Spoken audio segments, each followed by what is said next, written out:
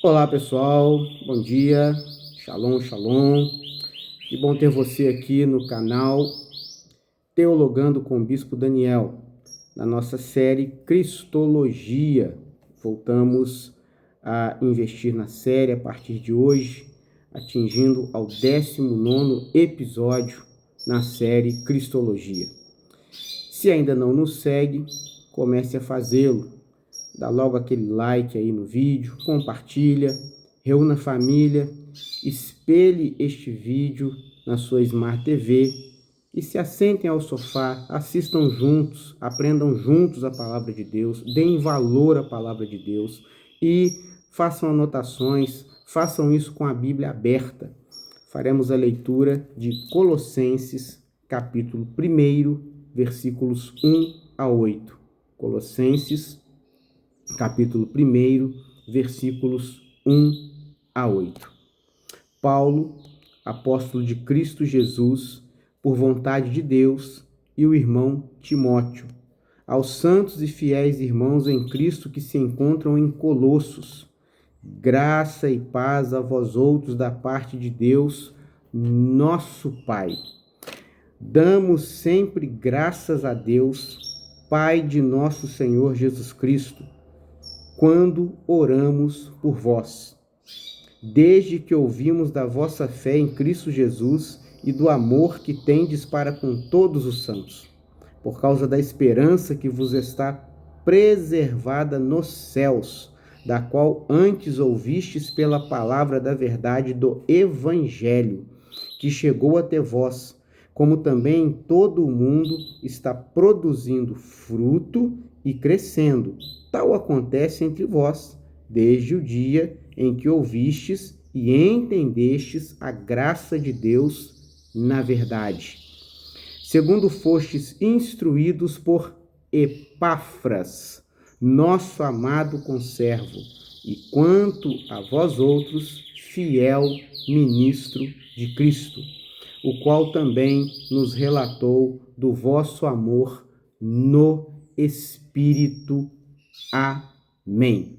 Irmãos, temos sentido a imensa necessidade nesses dias de fazer exposições sérias nos cultos, nas células e também aqui no nosso canal a respeito da suficiência de Cristo.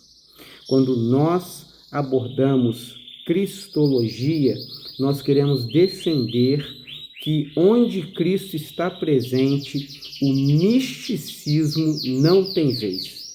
Penduricalhos da fé não entram onde Cristo reina. Então, queremos tratar o seguinte tema hoje: Cristo é suficiente para sustentar nossa identidade. Você não precisa de um coach. Você não precisa de um grande evento com pseudos grandes nomes que irão dizer coisas fantasiosas, coisas mágicas, enfeitiçadoras, embruxadoras, para contagiar ao invés de curar e fortalecer a sua identidade. Você precisa de Cristo. Você precisa de um ambiente onde Cristo reine, onde Cristo é o primeiro e o único. Você precisa de um ambiente onde Cristo é a única esperança, onde Cristo é tudo o que temos. Paulo está escrevendo à igreja em Colossos, em um período em que se encontra em sua primeira prisão em Roma, e ele está sendo auxiliado aqui por Timóteo. Deixemos claro que Timóteo não tem interferência no teor da carta. Timóteo apenas traz auxílio concernente a pegar a pena e escrever, vindo todo o conhecimento da parte de Deus para dentro da mente do apóstolo Paulo. Paulo escreve aos santos e fiéis, aqueles que amam a Cristo e que não dependem de ninguém mais. Se você depende de alguém além de Cristo, você não se converteu. Você não tem Cristo ainda, porque Cristo é totalmente suficiente. Há um propósito claro, que é chegar à certeza da plena consciência do conhecimento de Cristo. Paulo quer deixar isso claro. E Paulo está dando graças a Deus, versículo 3. Ele agradece ao Pai de nosso Senhor Jesus Cristo quando ora pelos colossenses, porque a fé deles nasce de forma genuína. Paulo diz que desde que ouviu falar sobre a fé deles, do amor que eles têm uns pelos outros, e isso é muito importante, uma igreja que não se relaciona só por telas, que não se relaciona só por selfies, que não se relaciona só em conferências, que não se relaciona de maneira extremamente artificial, com oi, bom dia, boa noite, boa tarde, paz seja convosco, paz do Senhor, shalom, graça e paz, e não passa disso. Não. Paulo está falando de algo verdadeiro, de pessoas que se conhecem, que se relacionam. Não é um teatro, é uma igreja de verdade, é uma igreja viva, é a igreja de Colossos, vivendo o primeiro amor. E Paulo enaltece isso. Enaltece porque há neles uma esperança preservada nos céus. Eles ouviram antes falar da palavra da verdade do Evangelho.